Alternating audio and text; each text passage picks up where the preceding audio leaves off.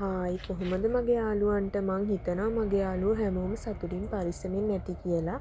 අද මං අරන් ආවේ පිග්මන්ටේෂන් නැති කරලා අපේ මුහුණේ අදුරුලප නැති කරලා ඒ වගේම තමයි ඔයාලා කටවටේ කළු වෙලා වගේ තියෙනවා නම් ඒ දේවල් නැති කරලා සම පැහැපත් කරන ෆේස් පැක් එකක් හදන හැටි අරගෙන. මම මේ ෆේස් පැක් එක ගොඩක් කල් ඉඳන් පාවිච්චි කරනවා.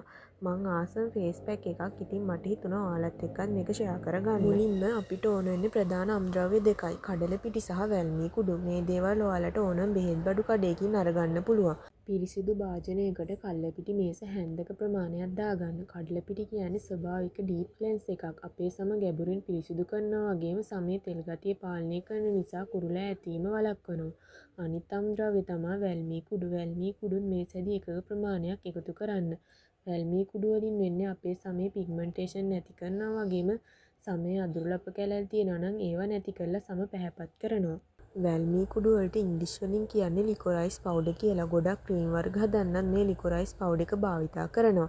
ඔයාලා පාවිච්චි කරන ක්‍රීම් වලත් අනිවාර්යයෙන්ම ලිකොරයිස් පවුඩර් කියලා ඇති.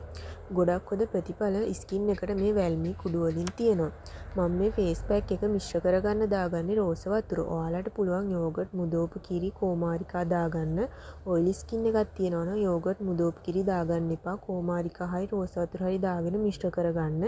ඊට පස්සේ මූණයි බෙල්ලයි හොඳට පිරිසිදු කරගෙන මූණේ බෙල්ලේ ආලේප කරලා විනාඩි 20ක් 25ක් ඉඳලා හොදලා අරින්න. ඉතින් තව දෙයක් මතක් කරන්න ඕනේ පිග්මන්ටේෂන් නැති වෙන්නේ ගොඩක්ම ඔයාලා සන්ක්‍රීම් එකක් පාවිච්චි කරන්නේ නැති එක. ඉතින් අනිවාර්යයෙන්ම සන්ක්‍රීම් එකකුත් පාවිච්චි කරන්න. මේ ෆේස් පැක් එක සතියට 3 සැරයක් දාන්න. දාලා ඔයාලට ලැබුණු ප්‍රතිඵල මටත් කමෙන්ට් එකකින් කියන්න. එහෙනම් අදට මං ගිහින් එන්නම්. මගේ යාළුවෝ හැමෝම සතුටින් පරිස්සමින් ඉන්න.